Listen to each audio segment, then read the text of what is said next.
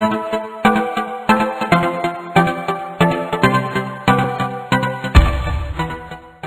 evening, friends. It's an honor and a pleasure to be with you to share some ideas about this, as Ajay already pointed out, a question that is at the core of being Indian. But more than that, it's a question that is at the core of being human, because we are asking very fundamental questions about what we can say and what we can't. And the freedom of expression is really at the core of the human being. I thought I should start with telling you about a discussion we recently had on television in Telugu. It was on Gemini TV, and the discussion related to this film which was briefly on the internet called Brahmanism or something similar. And there was a section of people in society who were extremely annoyed at how the community was depicted, and they protested, there were cases filed, and there has been a lot of anger being expressed and shared in life, on television, in the streets, and so on. So I was at this discussion, and I actually happened to take my now 8-year-old son to the discussion, who hardly understands Telugu, and he was sitting by the side, and we had a very heated discussion. A former police person, very highly placed, who took umbrage at the idea that Brahmins could be depicted in this way on television or on the screen. Another person quite wedded to the idea that India is a Hindu country, and there I was, infidel that I am, sitting there and wondering what was happening and why there is so much anger being shared and expressed. But it's not about me that I want to tell you. After the discussion was over, the anchor took out a chocolate, gave it to my son, and she said, "What do you think of this discussion?" And he said, "I understood nothing. Anyway, if you don't want to watch something, don't watch it." I think a more commonsensical statement I have not heard of in recent times, in these angry times, in these impatient times. Very difficult to beat common sense, isn't it? But with the sophistication and the sophistry that we have now brought into public discourse, common sense is not that important. It is sentiments, it is various affiliations that we have which really propel our stance, which also decide our identities.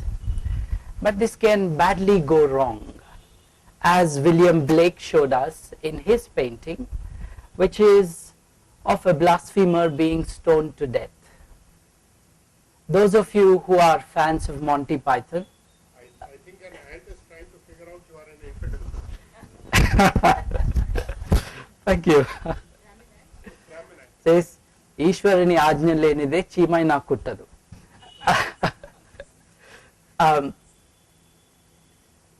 Those of you who know Monty Python and the Life of Brian would know this fantastically hilarious scene where taking the name of the Lord in vain will result in the stoning to death of the people, and the funny sequences that happen in the film. For those who are not familiar with it, I strongly recommend and commend that you spend some time on YouTube looking for those that particular clip where stoning has to happen, but then stoning can be done only by men, not women. Right. I'll come back to the question of blasphemy. We have in society various restrictions, various guidelines on how we should behave and what should we say and how we should say that. This is common to all societies everywhere. If there is libel of a personal nature, we call it defamation. If there is libel of the social nature, it could be something like racism. If there is libel of the sexual nature, then we call it obscenity. If there is libel relating to religion, then we call it the libel of blasphemy. This is something that exists in almost all countries of the world, except, for example, in the United States of America, where freedom of speech is unqualified. But this is not how it has been in the history of the world. This is not how it has been in India, in the subcontinent, and this is not how it seems it will be in the future also in the international community. If you just look back, and this year we have been talking about the autobiography of Joseph Anton. I hope that name rings a bell. Joseph Anton is a name that Salman Rushdie took as his name for cover when he was being hunted like an animal so that he could be killed. For what? He was to be killed because he offended the sentiments and he blasphemed against the religion of his birth. If you actually look deeper into the real reasons that the theocracy of Iran gave, it was really apostasy rather than blasphemy only. Because Salman Rushdie dared to say that he did not any longer belong to the religion of his birth, the Ayatollah said he had to be killed. He's been lucky so far, but not so. The edict or the fatwa to kill him was given on the 14th of February, which incidentally is Valentine's Day, a day when one would talk about love, and the orders to kill him were given in February, and already by the end of March that year, the two translators who did this work were beginning to be hunted, and soon they were killed as well in Japan and in Italy. The imam who was working in Brussels and who thought he could find a theological way of pardoning Salman Rushdie and his assistant were also soon killed. So when someone is accused of blasphemy, obviously people are so angry that they will not hesitate to kill someone. But Salman Rushdie is not the first. It's the first case that the entire world woke up to. Socrates, that great beacon of human civilization, was accused of impiety, of subverting the youth, and he was killed and he was made to take the hemlock poison. From then till now, it has been a dark list of people being identified as disagreeing with the mainstream religion supported by the state or entertained by society, and these were people who were either fined or imprisoned or flogged or dismembered and amputated or simply killed. For what? For the crime of entertaining and expressing thoughts which were different from what the others said.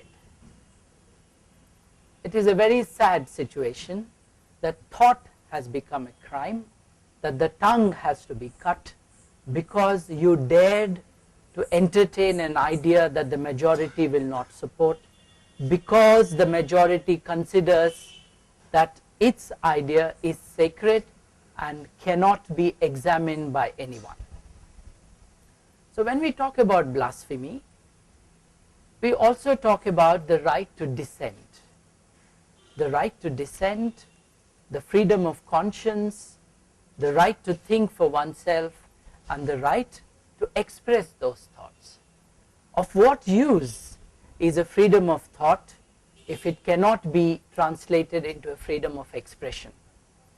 Of what use is free thinking if it cannot be translated into free speaking? And yet, the history of the advance of human civilization has been one of those who disagreed and who dared to oppose and who probably survived but usually did not. Take the story of the great Giordano Bruno. Giordano Bruno lived in the 1600s and died in the 1600s. In the 1500s, he dared to speculate that the universe could be infinite. Now, he also said it could be a multiple universe. To us, it might seem an innocuous thought. Not to the church. Not to the church, because the church decided how people could think and what they should think. The church, only one of the long list of offenders to human civilization and freedom, decided the color of your dreams and mine. And in the case of Giordano Bruno, it was the same. They understood the implication of someone saying that the universe was infinite. If the universe was infinite, then God could not be outside it, he had to be inside it. If God were to be part of the universe, then he was subject to the laws of the universe. One who was subject to the laws of the universe could not create them, nor dictate them, nor alter them in the name of spurious miracles that many religions still believe in. The church was smart. It said to Giordano Bruno that he should recant. He said he would not, because that is what he believed in. He ran away, and foolishly he thought he misjudged the tyranny of the church, and he came back to what today we call Italy. He was arrested, he was taken in, and he was given a chance once more to recant. And when he refused, he was told he would be killed. They tied him to the stake. They asked him for one last time to recant and to confess that he made a mistake. He looked them in the eye and he said to them, "You who are giving me the death penalty are more afraid than I who am receiving it." The finest of human spirits is ignited in people like Giordano Bruno. Don't you feel that shiver down your spine when you hear this? That when one is to be killed for his thoughts, he says, "You are more afraid of me than I, which is why you're killing me." Bruno died, and yet he bestowed on us a legacy that humanity would be proud of. And that is not merely the legacy of saying something right, because after all Bruno might be wrong, and Galileo most certainly is wrong when he said that the earth was at the center of the universe. It is not even the sun. When he opposed the idea that the earth was at the center of the earth and said it was the sun is not. It's not even at the center of our Milky Way.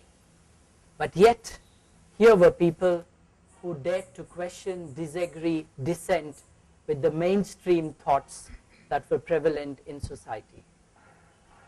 It is to guard against such people who were not allowing society to run smoothly in its tyranny, in its dictatorship of the mind, in its control on the everyday lives of people, that authoritarian social structures introduced and nurtured the crime of blasphemy in the legal systems and insisted on implementing it. Those were the original Taliban. We see them again now, and we have seen them a few thousands of years ago in the Hindu culture in India. These are people who will not let you think on your own. And when we say blasphemy or the crime of blasphemy has no status, is immoral and illegal in human civilization, what we mean is that they have no right to decide how we lead our lives and how we think, as long as we are not interfering with the rights and freedoms of others. Margaret Mead said to us that if the world has moved forward, it is only because of those who opposed it, not because of those who followed the world. And when we talk of blasphemy, can we have the next slide, please? I also want to show you what William Blake said. And William Blake was saying all religions were the same, because all religions actually behave in the same manner when they are confronted with the religious dissenter. The next one, please. I mentioned to you what happens in Monty Python's The Life of Brian. I commend to you once again this hilarious clipping that you would find on the internet if you would find the time to look for it. The next, please. There is Nicholas Walter, the author of this very interesting book, and he went to a speech, a sermon, a lecture, call what you will, being given by the bishop, and he shouted hypocrite while the person was speaking. He was charged, and he was not finally prosecuted, but he was charged with blasphemy. The next one, please. This is my friend and colleague, Dr. Yunus Sheikh, who in the year 2001 was arrested on charges of blasphemy. How did I know this? I got an email from someone in Pakistan saying, I was in court today and there was a gentleman, ruffled, beaten up, and he had no glasses and he was struggling to read. He was accused of blaspheming the Prophet of Islam. He wrote on a cigarette packet your email address and he passed it on to me. So I thought you should know. I wept when I saw the email. Not merely because it was a friend who was now in imminent danger of being killed, either by the Pakistani state or by the vigilantes, who would think that it is their holy duty to finish off anyone and clear that person from the face of the earth for the mere crime of blaspheming against their religion, but also because to think can attract such a serious barbaric punishment in the modern world. The civilized world should shudder at this thought, that thought can be a crime.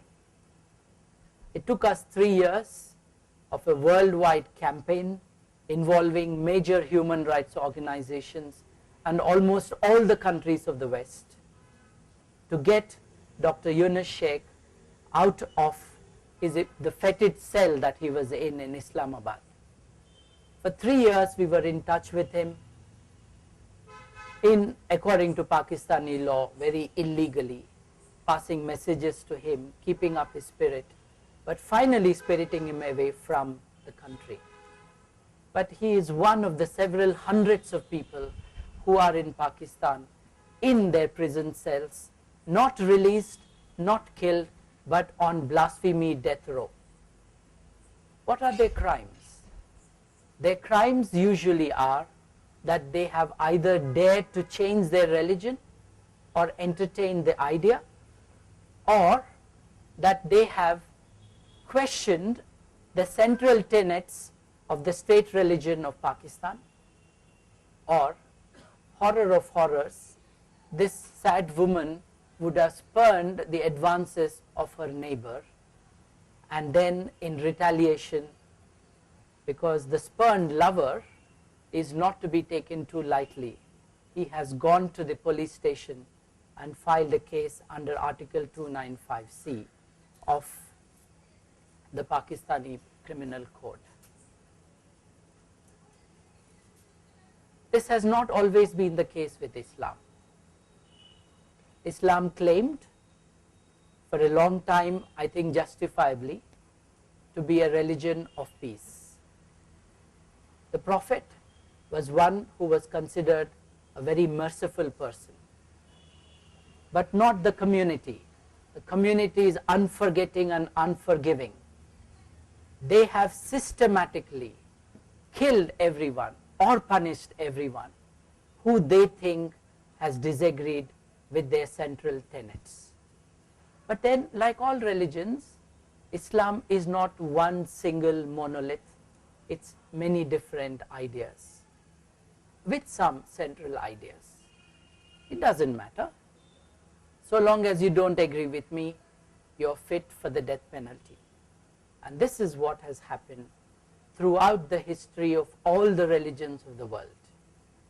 The latest offender happens to be the most fundamentalist of it.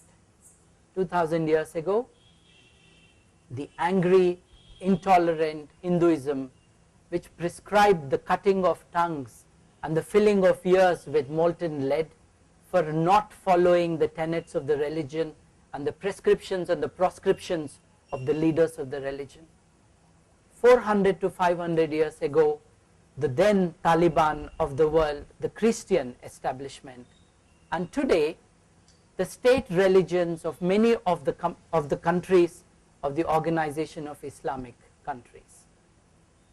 These are the main offenders who are fighting human freedoms by installing and operating a spurious legal system and basing it on a non-crime, which is blasphemy. Many have been accused of blasphemy. I started off with the name of Socrates, who was accused of impiety. Name one prophet, name one religious leader in the history of the world who has not been called a blasphemer by those who disagreed with him. All social reforms started, all social advancement started with someone saying he or she disagreed with what was the prevalent religious thought of the time. They were all called blasphemers. Most of them were called apostates, and given the power, they would definitely be killed. In the 1800s, the crime of blasphemy became a part of the legal structure of the subcontinent. And having once become part of the legal structure of the subcontinent, it has been used against people, usually people that you don't like, not only for religious reasons, for other reasons as well.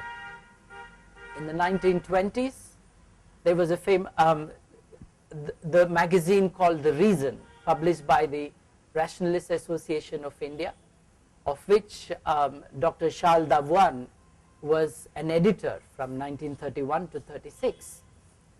He published articles criticizing, as he called them, Christian superstition. And then this law was invoked and he was prosecuted. But Sir Dastur, who actually judged the case, said that there was nothing in it that he found which was deliberate, malicious, and aimed at hurting the sentiments of anyone. And then the case was closed. This is called the famous Reason case. From then, either call it blasphemy or offense to religion or religious sentiments, books have been banned in the subcontinent by the dozens. Jawaharlal Nehru, a great promoter of freedoms, a defender of democracy, did not hesitate to get the book of Agyahananda Bharati on the Ramakrishna mission banned. Great Traditions, Little Traditions book has been banned. A number of books criticizing religion have been banned. Worse happened since the time of the Salman Rushdie case. Not much needs to be said about Rushdie and of his literary prowess. I am still thinking of what my son said, just using common sense. Don't like it, don't watch it. Don't like it, don't read it. You don't have to stop others from not reading it and not getting access to it or watching it. But film after film, like The Last Temptation of Christ or The Sacred Wounds or Visions of Ecstasy, and such other books have been banned, and huge number of people have died in violence which was provoked by provocative writings about religion.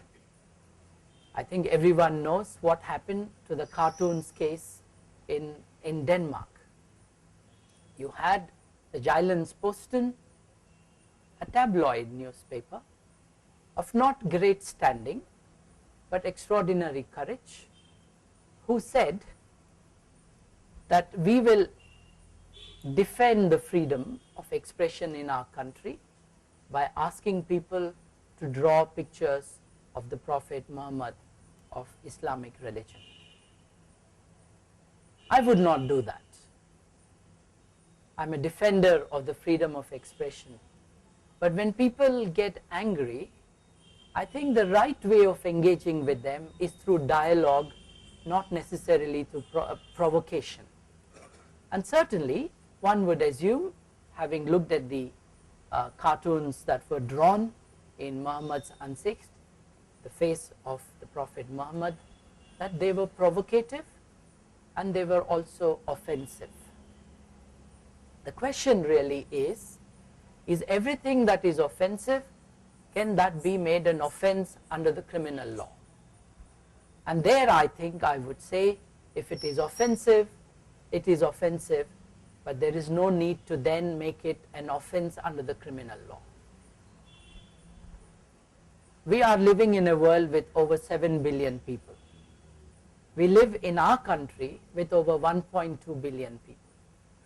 Surely anything anyone says is likely to offend someone else, because we are in a free land usually, and we are able to exercise our freedom to think and express those thoughts, and surely they will be at variance with what others think.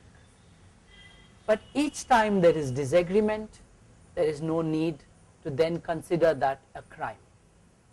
And yet that is the demand, that is also the law, but the demand now is that the idea of offense to religious sentiments should be made strictly punishable under national and international law as well.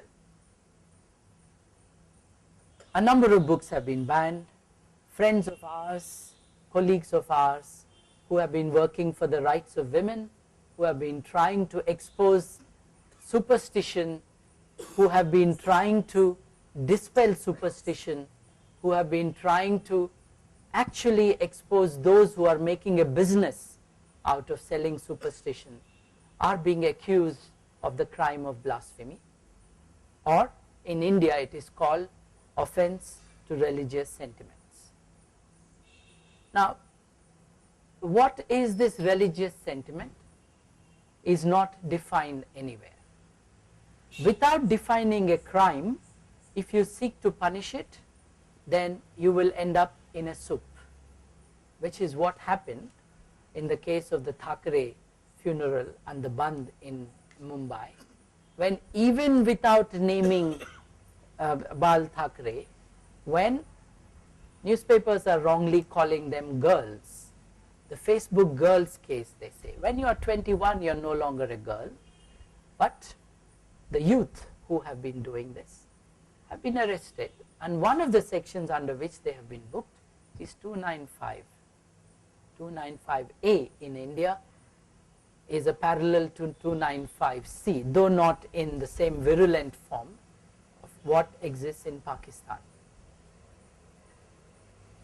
Because the crime is not defined, because actually it is not a crime, anything that the police does not like, or the politicians who are mostly controlling the police illegally in our country can decide who can be booked under the provisions of this law.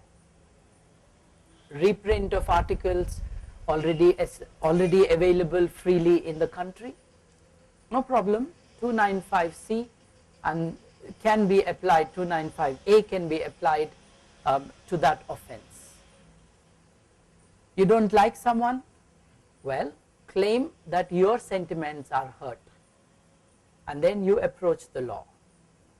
There has been, I forget now the person who said it, but who said, famously said, that the blasphemy laws have no justification in today's world, and any fool or fanatic can now start taking revenge on those they don't like, which is really what is happening today.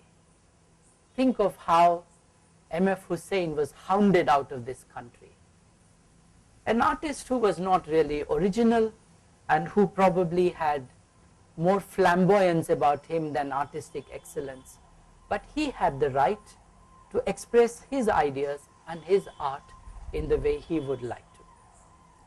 M.F. Hussain was no defender of the freedoms of the people of this country. M.F. Hussain was the one who drew Indira Gandhi as goddess Durga during the emergency. So he had very clearly shown his disdain for the values of democracy, of freedom and of rights, that he could dare to support the political emergency that Mrs. Gandhi declared in the country.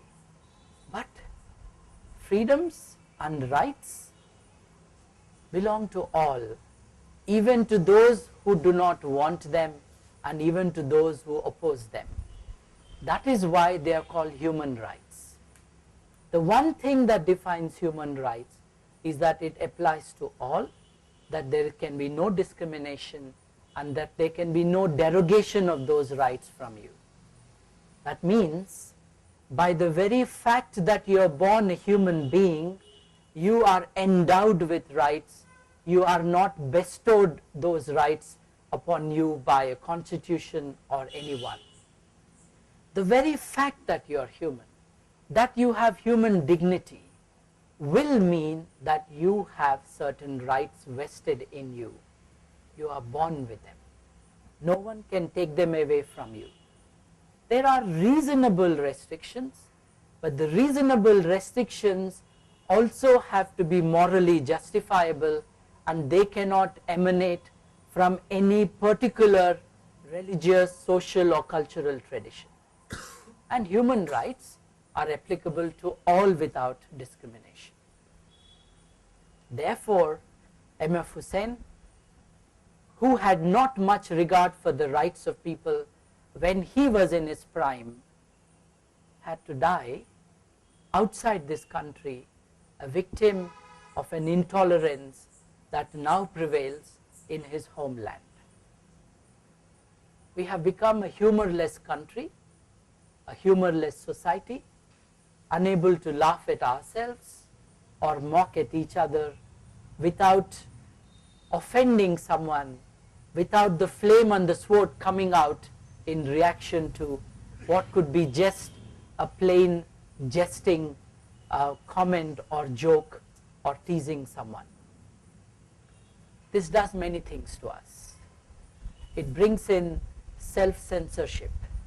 When you do not want to say things because you are not sure if what you are saying is likely to attract the mischief of one of the articles that govern blasphemy or offense to religious sentiment. That would be Article 295 and so on. Only if you say those things in the name of religion will you be given the protection. 292 will tell you that obscenity is bad, but it will say if it is for legitimate religious purposes, then it's all right. What does that mean? Legitimate religious purposes? For the practice of your religion, obscenity is all right. And yet, for the expression of your sexual freedom, oh, that's not. You can show people killing each other on TV, but you can't show people loving each other on TV. Because loving each other is an offense, killing each other is not. Violence is allowed, love not. It tells us of the kind of values that prevail in our society, of the violence that defines us, and the narrowness of our identities. If there was a film showing someone being let's say, adulterous in her behavior, as was the case in this accusation of Brahmanism. I forget the exact title of that book, of that film that was briefly on the internet.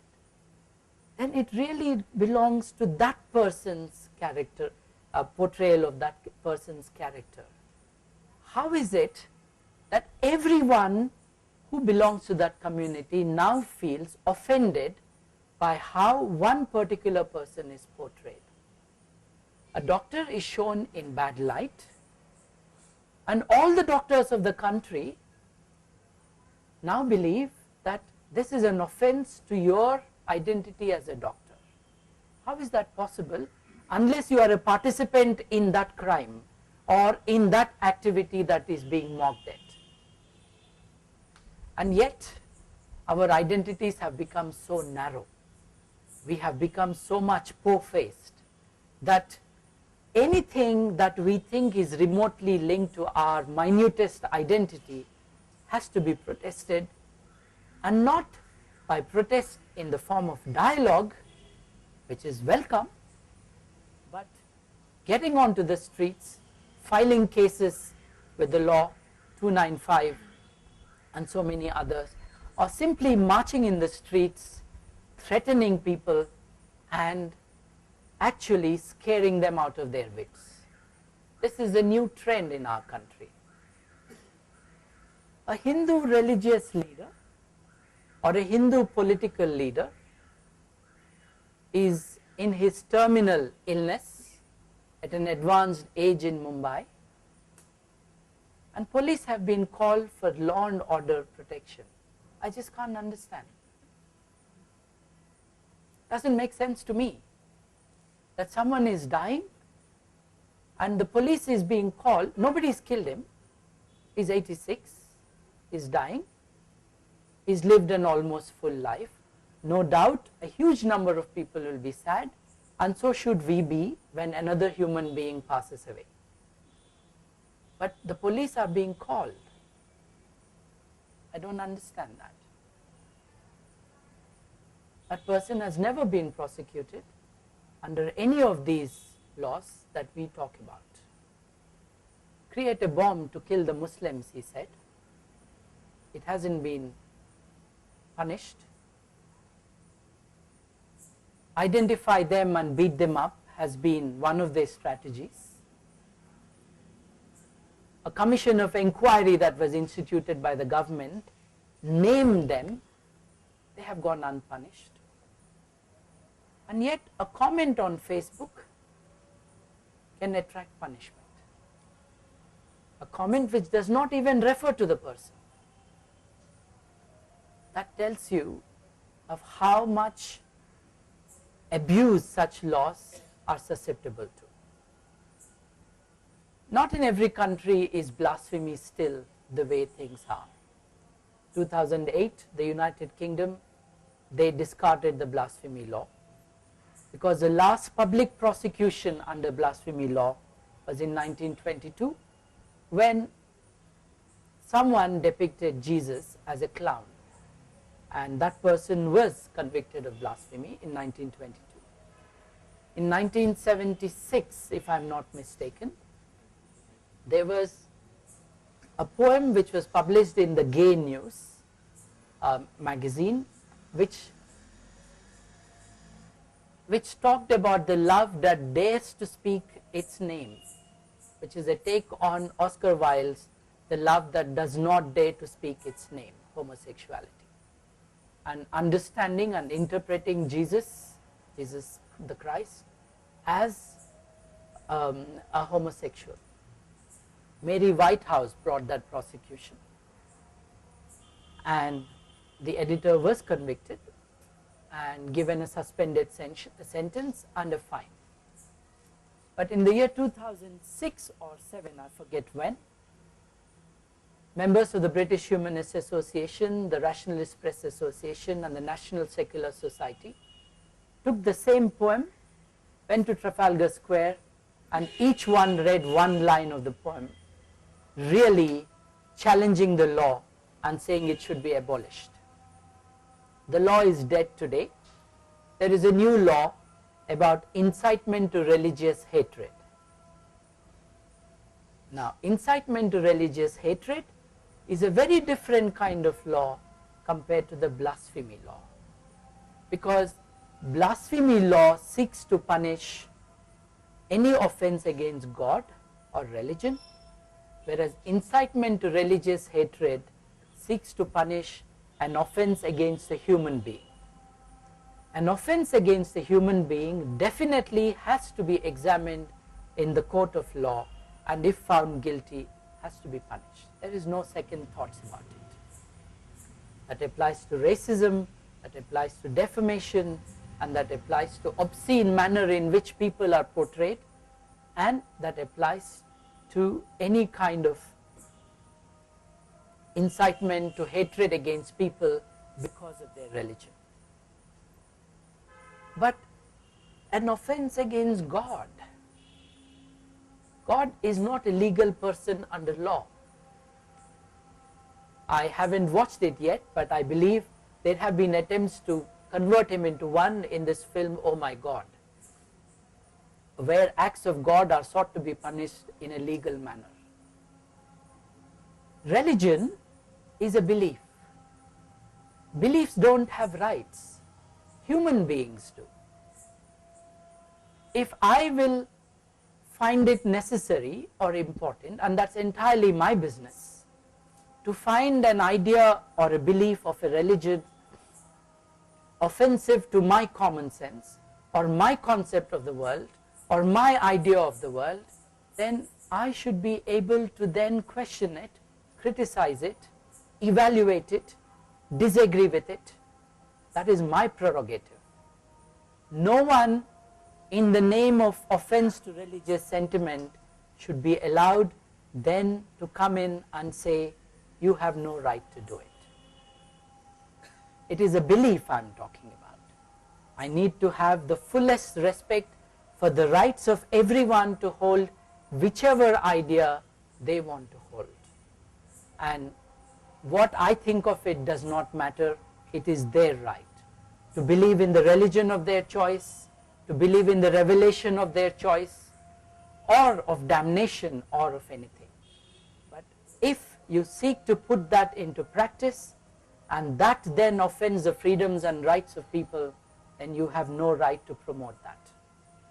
And that will attract the law against religious hatred, or the law simply against discrimination. An active discussion is on in the Christian church, the Church of England church, discussion about whether women can become ordained as priests in the church. A very holy debate that is going on and engaging the minds and the television time of people in the United Kingdom. In any other institution in modern democracy, this debate would be a debate about discrimination and crime. Discrimination is a crime in national laws, international laws. But in the Church of England, discrimination is not a crime. It is just a matter for discussion. This is a shield that religion provides to those who want to fight against human rights. When the Human Rights Act was being implemented, adopted, legislated in the United Kingdom, when the European Declaration of Human Rights was to be made part of the national law of the United Kingdom, the Church of England sought exemption. For those believers who are incredulous at this, I repeat this, the Church of England sought exemption from the application of human rights.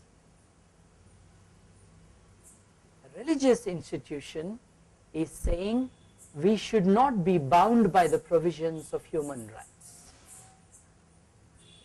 More need not be said about the moral character of such an institution, which says that human rights will not apply to it, which is precisely why attempts are being made now to make the Pope, there are many popes, I am talking about the Catholic Pope, resident of that spurious country called Vatican, which is really a palace occupied by only men, which does not have a constant population, which are all definitions of what makes a country.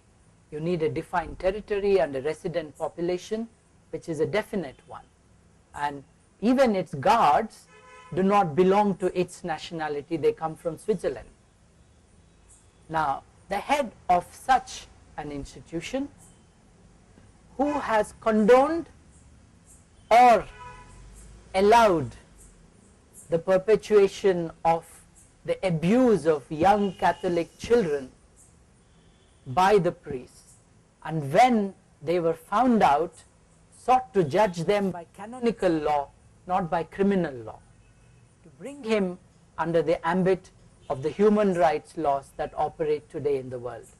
We are not anymore living in the year 1600, not in the year 1800, not in the year 1900. We are living in an era of rights, where we are able to recognize what constitutes a crime against humanity. And if children can be abused psychologically and sexually by leaders of religion, and they think they can seek refuge under the canonical law, they are mistaken. Their time will come. Their time will come, just as the time of the Dalai Lama came, when he tried to absorb, to recruit the little child, 6 years old Shambhavi, by naming her as one of his, well, he has named her many things. One of those was that this was the reincarnation of a dead playmate of his, and who he thought most likely he could install as his successor. That's a different story, a campaign I was involved in as well.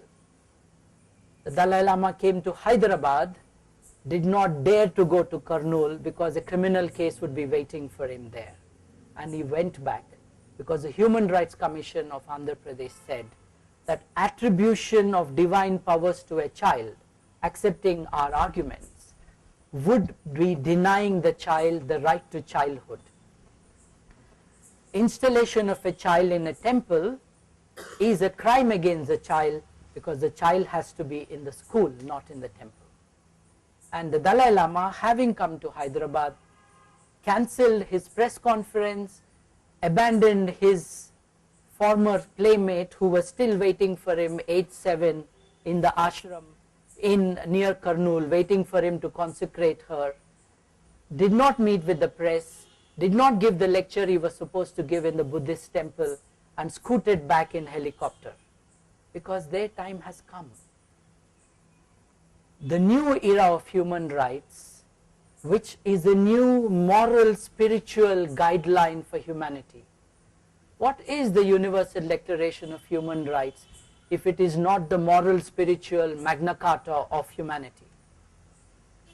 In which religion will you find reflected the values and the rights that we have now made into law in the Universal Declaration of Human Rights, or the fundamental rights of the Indian citizen? In none. All of them prevail on religious privilege. They demand it. They ask for exemption from scrutiny of the criminal law of the land they are in. Having lost the battle in most national jurisdictions, except in some unfortunate countries, especially in our subcontinent, they are now trying to foist these same laws of defamation in the United Nations. From 1999 till about last year, the members of the Organization of Islamic Countries, 57 of them, 56 of them, have been trying to bring in a resolution on defamation of religions. The resolution specifically names Islam and hatred against Islam and xenophobia, and would like this to be outlawed. The resolution has even been passed by the UN Human Rights Commission and UN General Assembly a few times. This is a non-binding resolution. It won't become law, but it is setting new moral standards, new legal standards, which will be quoted by countries to justify the existence or the persistence of an outdated law like the blasphemy law in many countries. Now, this is unsound in law, unsound in international law, because Article 18 of the United Nations Universal Declaration of Human Rights, it is not merely a declaration of human rights of the United Nations, it is our declaration of human rights. It belongs to every human because it proclaims the dignity of each of us. Show me one religion which will proclaim the dignity of all of us without exception to gender and color. You will not find one. And it is ours because all our countries participated in its formulation.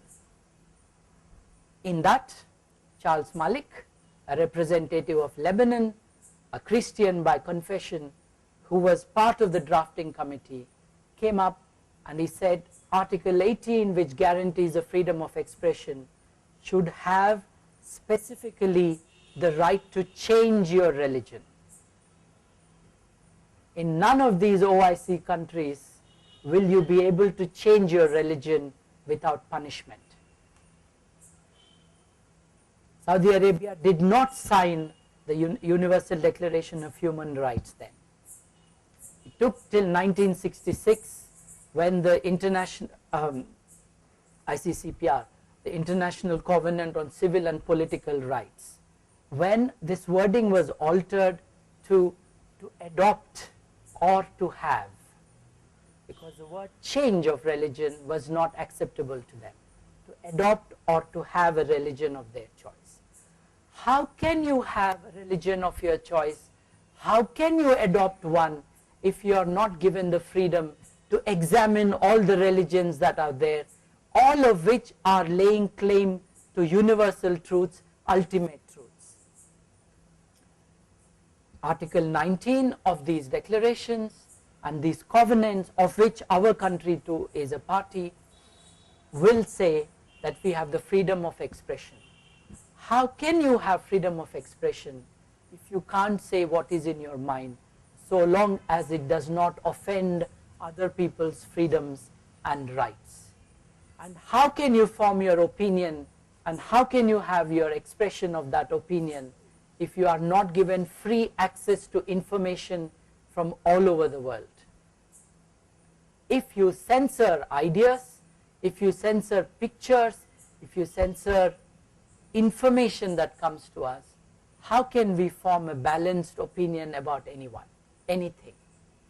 And that is the infirmity that Indian democracy today is faced with, because we are not given the opportunity to access everything.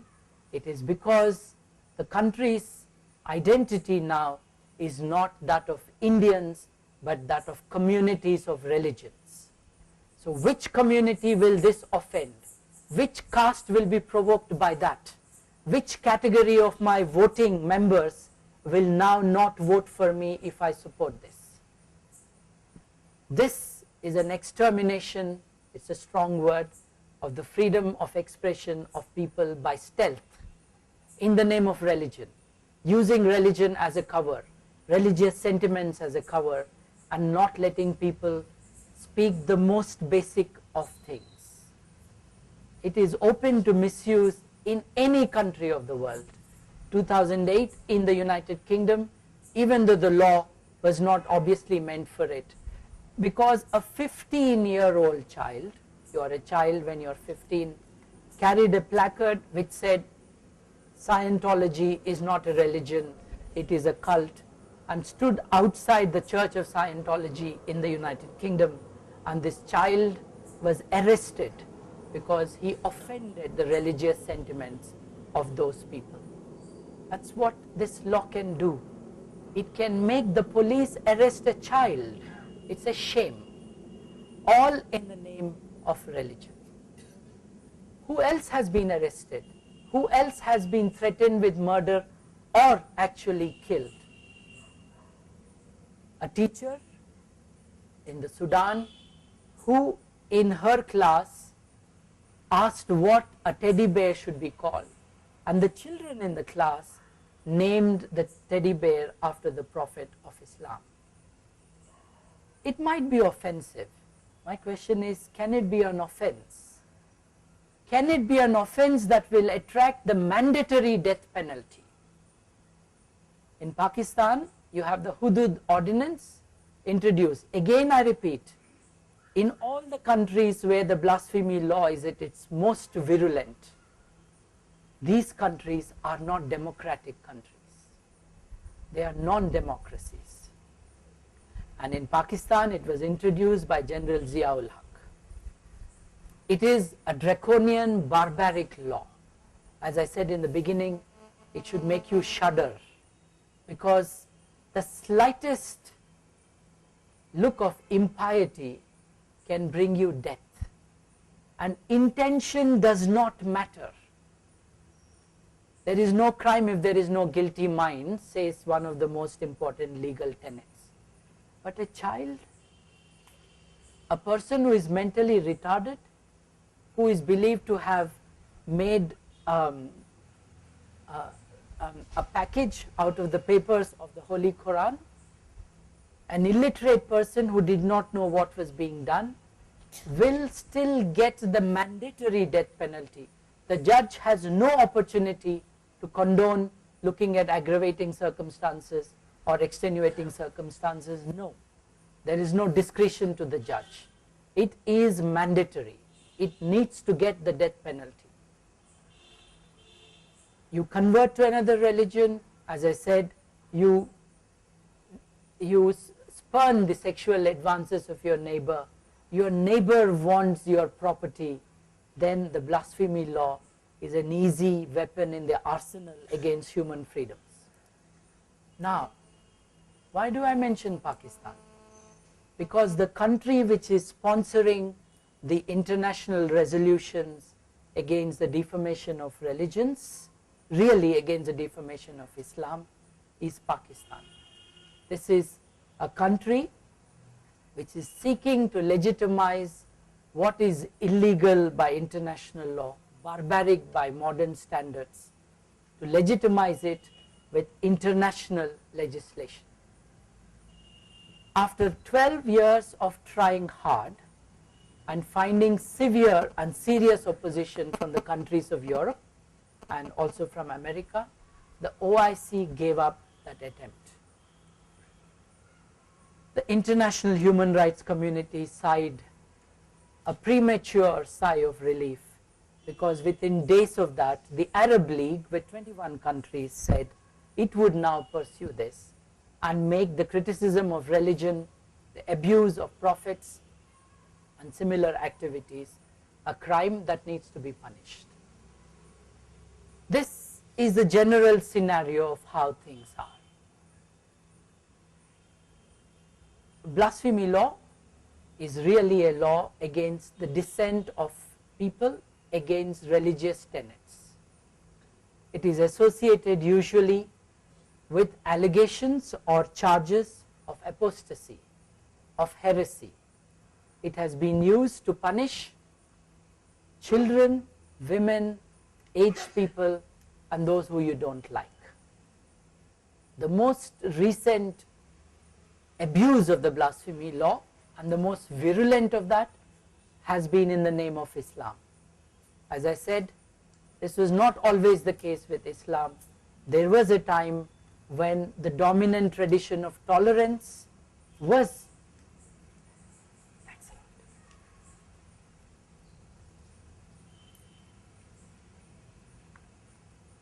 Thank you. There was a time when Islam was more tolerant of dissent. Think of Maimonides, who left Europe for the protection of Saladin the Great, the Islamic ruler, because the Jew felt protected under the Muslim ruler rather than under the Christian ruler. That tradition of Islam has been abandoned in favor of an unnecessary, unwelcome fundamentalist strain of that religion, translated into draconian laws. We have the other problem, that the blasphemy law usually protects and punishes, the religion of the state, not all the religions. In Pakistan, the law that protects offers most formidable protection is for the state religion. If you did offend against Hindu sentiments or Christian, then the punishment is less severe and the standards of evidence are also different. In the United Kingdom, when they still had a blasphemy law, they sought to prosecute Salman Rushdie under the blasphemy law. The court decided it could not be done because the blasphemy law in the United Kingdom only protects the Church of England and no one else, not even all Christians, only the Church of England. Privilege, discrimination, anti-human, and an offense to human rights as we understand them. This is what the blasphemy law is. It is still being used as a cover for those who fight human freedoms, which is why we must be opposed to it.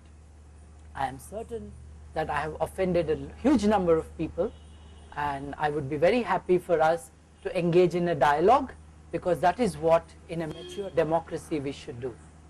And that is the only guarantee that we shall have for India to continue to be, now nominally and at some time later in reality, a functioning democracy.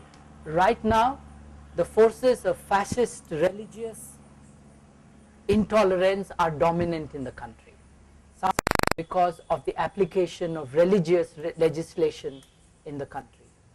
India is still not there, but if we don't watch out, there is a danger that we will fall into the same trap. This is a concern we should have. Internationally, they might try to do what they want, but they will not succeed, because legally it is unsound. Article 18 and Article 19 of the International Convention on Civil and Political Rights, Universal Declaration of Human Rights, seeks to regulate the manner in which the expression of religion and the expression of thought can be, and that will exclude the use of that to victimize or provoke hatred against people. But religious sentiment is not one of those things that is protected by those laws. It is a misapplication and a misunderstanding of that that has led to the abuse of that law in our country. I think I'll stop here. Thank you very much.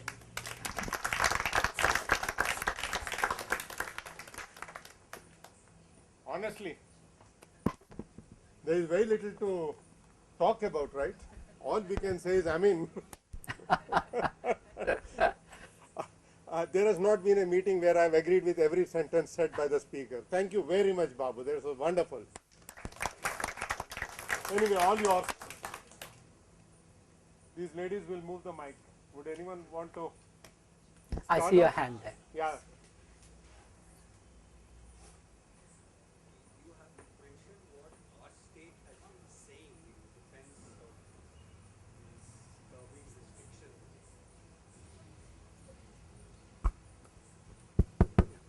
You haven't mentioned what leaders of our state are saying in defense of these laws. Namely, that they are too weak to be able to control the reaction, and and public peace will be disturbed, and innocent bystanders will be killed. This is now what our leaders are saying in defense of these laws, and you haven't mentioned that. So, what would you say to that? I think it's important to consider what has just been said. What about the disturbance of public peace, which could be a reason why this free expression is being curbed? There are two things. If we expect a disturbance in the peace, or ordre public as they say in the law, then you must see where the sources of that disturbance are, identify them and put them in control. It is not by arresting one who is exercising the freedoms that he or she is entitled to, but it is by arresting those who are likely to violate the rights, which we should do. Now, in our case, in our own situation. Look at the Facebook story. It cannot be that what this child or this lady has written in the Facebook can really offend anyone, because after all what this person has said is, what is the need to shut down the city, and why don't we, and what if she named the person? That is not an offense. And what about the leaders in our country who are themselves provoking this violence and then reaping from the harvest of hate that they unleash on society? Now the story of Gujarat is very useful for us to look at this. It is now generally accepted that the violence there could not have happened without provocation or without somebody pushing it forward. So the leaders of the mobs have to be arrested rather than the ones who are exercising non-violently their ideas. Merely talking and thought should not be a crime. Can I? No, basically our state is saying that they are too weak to control the mob. That's basically what the state is saying. We are too weak to control the mob. How do you react to that? Well, it is clear, but we also have to recognize the special circumstances of our own country. Our country was born over the dead bodies of 500,000 people who were killed because of partition. Our partition was a religious partition. Even though India remains nominally secular, the partition is on the basis of religion and hatred and so on and so forth. From then till now, statistics say that there has not been one single year when there has not been religious violence in the country, somewhere in the country. So that is the reality. The state, I grew up in Hyderabad. I knew the one thing we were never sure about was the monsoon in Hyderabad. The one thing we were very sure about was every Ganesh Chaturthi and every Ramzan time we had extra holidays because of curfew. N.T. Ramarao came to power, and before the festivals people were taken into preventive custody. Who? Just the leaders. And there were no communal rioting till when Nadendra Bhaskar Rao replaced him in that coup. That means if the state will start acting, the Indian state is very strong, but it is manned by people who are weak and opportunistic, and they are trying to exploit the division of our peoples. It could control and curb larger things. I don't think we should underestimate the ability of India to control these things. Right now we are at a stage where we are ill served by the leadership, which is why we need a renaissance from the people where they will start saying, this is the kind of thing we want. If we become less touchy and if we say we can laugh at a joke cracked at us, then we already become mature. We have to ask to say that they are our leaders itself, I think, is a misnomer, because they are representing us in our backwardness mostly, and we have to tackle it from that point. Education, dialogue is the way forward. Can you hear me? Hi. Okay. So you say they're representing us in their backwardness. If you look at elections in Egypt or Tunisia, they have democratically to some extent elected Islamist parties who are now going ahead and enacting these blasphemy laws. And to some extent their rationale is that actually the community in those countries is overwhelmingly Muslim, and they feel as a community their identity is being hurt, just as, for example, in Germany you're not allowed to publish Mein Kampf, or in the UK there are incitement to racial hatred laws which affect these identities. Identities of these Muslims are being hurt in Egypt or Tunisia. So don't you think that to some extent they think that that right is universal to them, even if we don't? Right. I think it's a fundamentally important point raised which I failed to address when I was speaking, because freedom of expression is really relevant when we talk of the freedom to dissent. You are free to agree with me is no freedom at all. It is when you disagree with me that the real challenge to freedom comes up. And as he mentioned, in Germany, but not merely, in Austria, in Hungary, in Romania, it is a crime to deny the Holocaust. It is a crime to promote the ideas of Hitler. But remember that the victims of Hitler were human beings, not ideas.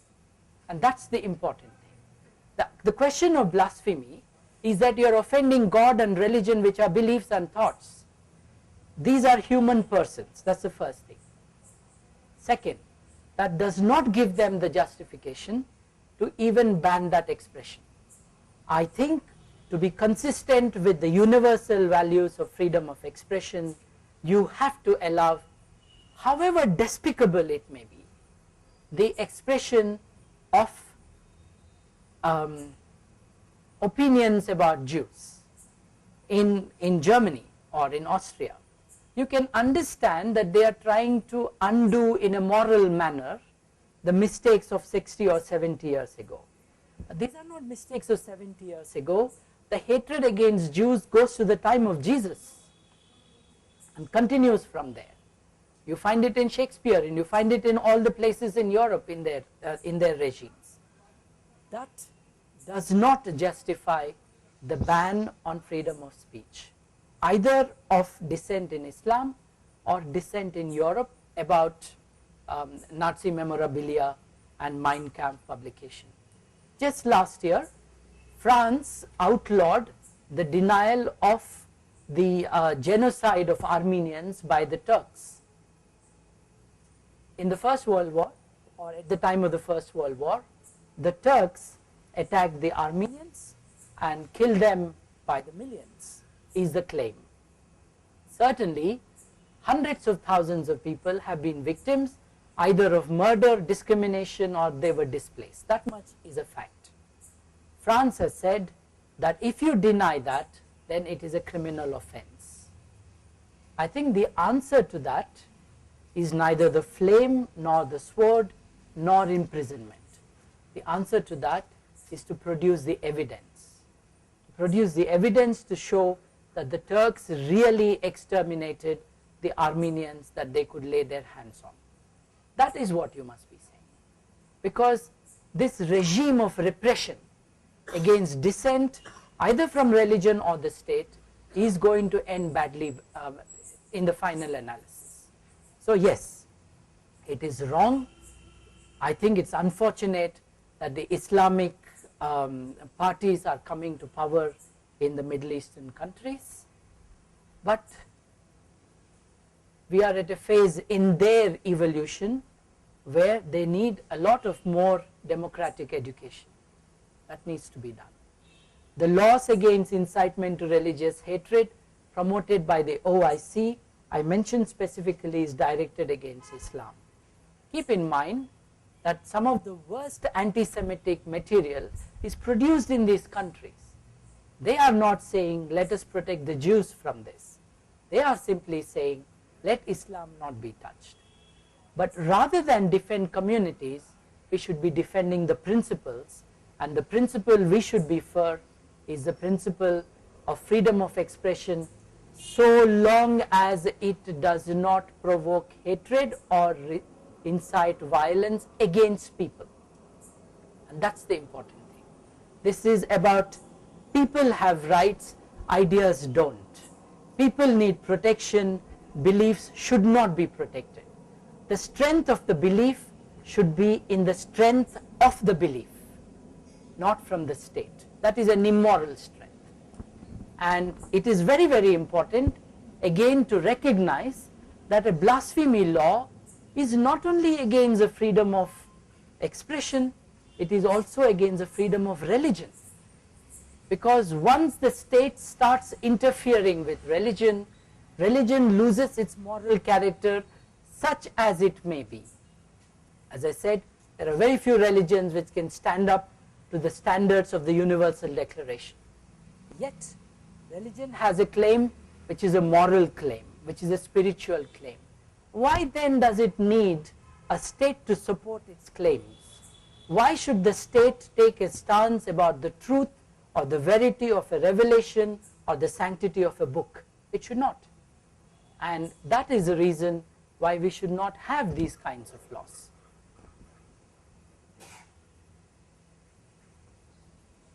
When a person questions the existence of God, isn't he being blasphemous? I think he is. And when I am a Christian, I question the existence of your God as a Muslim and his God as a Hindu and the 300 million gods of the Hindus, then I am a blasphemer for all of them. Yes. And vice versa. And everyone is an atheist, as I think Christopher Hitchens said, except that you believe in one God less or one God more. Because if I am a Hindu, then I am an atheist of the Islamic God and the Christian God and others. And yes, we all have a place marked for us in a different kind of hell. It's just that it's not the hell meant for our religion. Because every infidel has to go to hell. If you don't believe, this is the exclusive approach of religion. This is the contempt with which they look at other people. They do not dignify you with dignity, with the ability to choose, the ability to think. And that is the great problem we have with religion. It is exclusive, it's not universal. Religions are not universal, they are universalizing with the sword in hand. If you don't agree, then we shall kill you. If you agree, then you have to convert.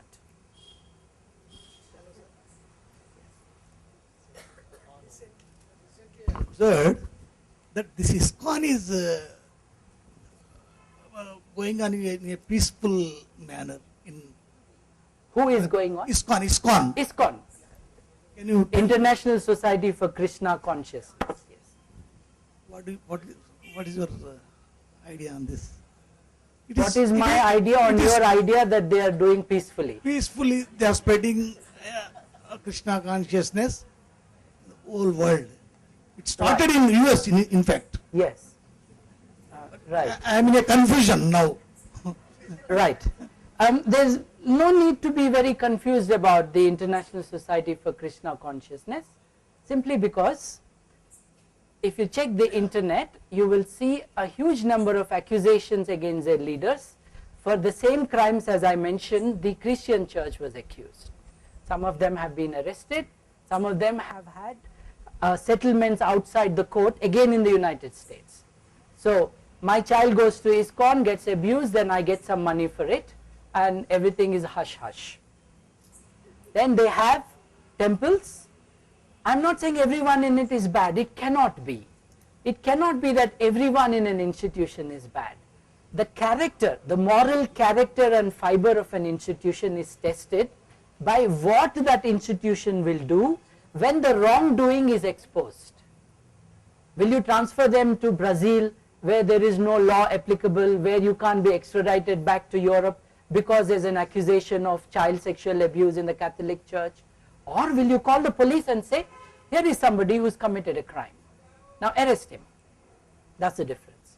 Now what ISKCON has done, from what I know, is it has very nicely, I think your word peaceful is an interesting word, has gone, for example, to the state of Karnataka, and in Karnataka they have made arrangements with the state that they would distribute food, because there is a midday meal scheme, and because the state is so weak, as you have pointed out, confessedly and admittedly and observedly, the state will now pass on the act of charity and social welfare to organizations like this, who of course will not give you your dollop of food paid for by the government without an invocation to their God.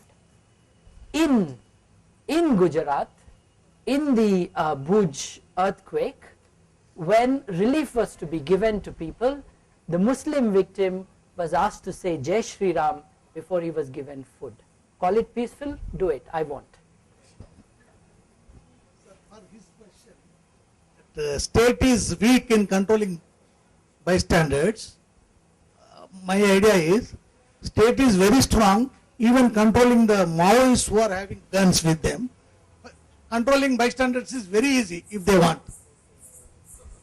State. No, he told, no, it is difficult to control bystanders when any movement takes place, but the state is very strong. It wants, it can control. The state has the strength. Does it have the willpower is Yeah. the question. That was absolutely wonderful, Babu.